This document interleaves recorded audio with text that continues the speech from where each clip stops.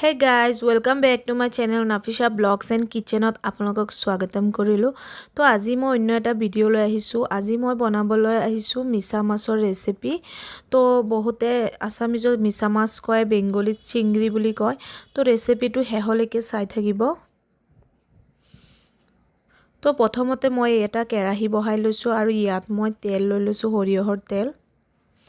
আৰু ইয়াত মই এটা ডাঙৰ সাইজৰ পিয়াজ কাটি লৈছো এখিনি অলপ ভাজি লম ৰঙচুৱা হোৱালৈকে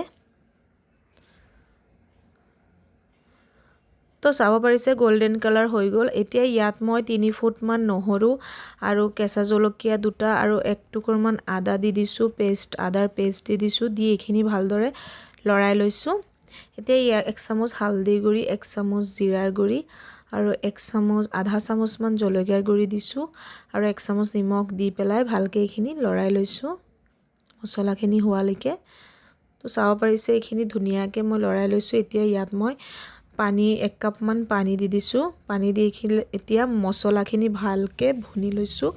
তো চাব পাৰিছে প্ৰায় মছলাখিনি ভুনা হৈ গল এতিয়া ইয়াত মই মিছা মাছখিনি দি দিছো দি পেলাই এখিনি অলপ লৰাই লম যাতে মছলাখিনিত ভালদৰে মিহলি হৈ যায়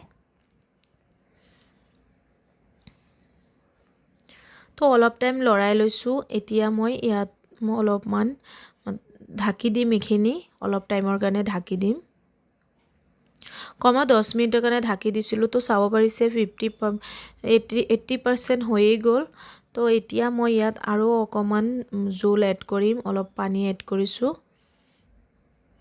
অলপ গেৰেপি টাইপ ৰাখিম মানে এতিয়া হৈয়ে গল এতিয়া নাগা ধনিয়া দি দিছো মান ধনিয়া নাগা ধনিয়া ক'ব পাৰে দি পেলাই এখিনি কম আৰু 1 মিনিট মান এদৰে লৰাই লম